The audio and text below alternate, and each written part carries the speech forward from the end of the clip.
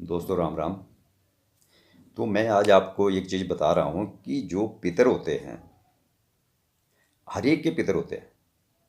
देखो, जो पैदा हुआ उसको ख़त्म होना है, भगवान के पास जाना है, तो पितर हर एक के होते हैं। ऐसा नहीं किसी एक के हों, सबके होते हैं। तो उनकी कैसे आपको पूजा करनी है और कहाँ आपको फ़ोटो लगानी चाहिए, ये सब चीज़ें जो हैं एक घर में काफ़ी मायने रखती हैं। ऐसा नहीं है कि आप सोचते हैं कि नहीं कहीं भी फ़ोटो लगा दी या कहीं भी रख दिया तो सब ठीक है। ऐसा नहीं होता है। तो जैसे कोई भी आदमी ख़त्म हो जाता है, स्वर्ग लोक पधार जाता है, तो उसके बाद वो पितर की श्रेणी में आ जाते हैं और पितर ही कहलाते हैं।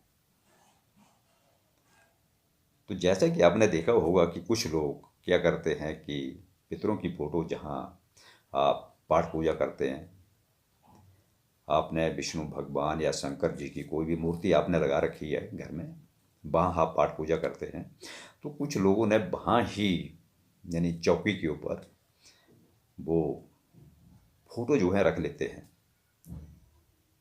चाहे घर में कोई भी हो, बड़ा हो छोटा हो कोई हो, लेकिन जो एक प्यार बना होता है वो लोग सोचते हैं कि यार इनकी पूजा भी की जाए।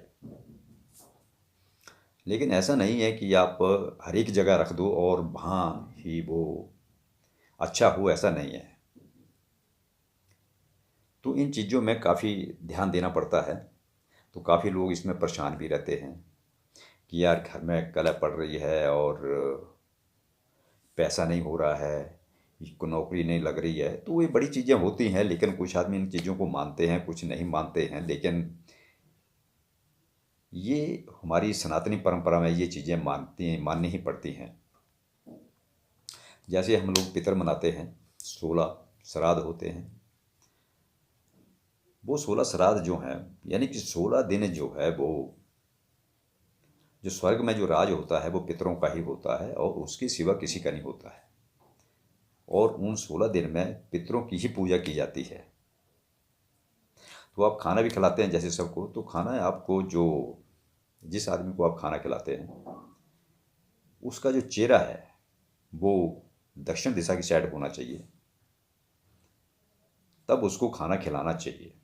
और हो सके तो उसके आगे थोड़े से काले तिल के दाने जो हैं वो बिखेर दिए और खाना खिला दिया। खाना खिलाने का भी ये सही ढंग होता है। लेकिन जैसे मूर्ति की मैं बात कर रहा हूँ, मूर्ति जिसको फोटो आप कहते हैं, क्योंकि आजकल ये प्रचलन चला है कि भाई एक बड़ी फोटो होनी चाहिए घर में जो हमारे पितर हैं। तो ऐसा नहीं है कि आप किसी भी साइड उनको रख दो, आप घर के किसी भी कोने में आप लगा दो तो सही रहेगा, ऐसा कुछ नहीं है। इसके लिए कुछ चीज़ें बनी हुई हैं और वहाँ ही ये चीज़ें रखनी पड़ती हैं आपको। ऐसा नहीं है कि जहाँ आपका दिल किया वहाँ ही रख दिया और इन चीज़ों के ऊपर आपका कोई ध्यान नहीं जाता है। तो ये कुछ चीज़ मैं आपको बता रहा हूँ कि जैसे आप घर में कोई भी पितर है आपका, बड़ा है छोटा है, तो आपको जो है वो फोटो आपको कहाँ लगानी है। ऐसा नहीं है कि आप पूर्व में लगा दें, पश्चिम में लगा दें या सोने के कमरे में लगा दें, ऐसा नहीं है। लेकिन कुछ सिद्धांत बने हुए हैं। तो मैं आपको एक चीज़ बताऊं कि आपको जो है वो पितरों की जो फोटो है वो कहाँ लगानी चाहिए, तभी आपको उसका फायदा मिलेगा, नहीं तो आपको नुकसान ही होगा। नंबर एक, की पितरों की फोटो आपको रोज नजर नहीं आनी चाहिए। और जो आप उनकी फोटो लगाएं वो आप दक्षिण दिशा की साइड ही लगाएं, क्योंकि जो पितरों की साइड होती है वो दक्षिण दिशा ही है और वहाँ ही वो रहते हैं। और ऐसा नहीं है कि फोटो वहाँ आपने रख दी है, लगा दी है और उसको फिर कभी देखना नहीं है।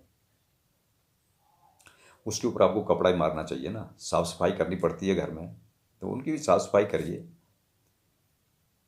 तो ये कुछ चीज़ें होती हैं जो जहाँ रखना है, यदि आप बाकी किसी भी साइड में रखेंगे तो उसका जो है साइड इफेक्ट होगा, वो आपको सही नहीं बैठेगा, कुछ ना कुछ घर में चला ही रहेगा। तो दोस्तों, जो पितर हैं उनकी जो फोटो है आपको वो दक्षिण दिशा की दिशा की साइड ही लगाना है, और किसी साइड में मत लगाइएगा। और जब आप खाना किसी आदमी को खिला रहे हैं पितरों में, श्राद्धों में, तो उसको भी दक्षिण दिशा की साइड उसका मुंह करा के फिर ही खाना खिलाएं, तो वो सही आपका जो है पितरों को खाना जाता है।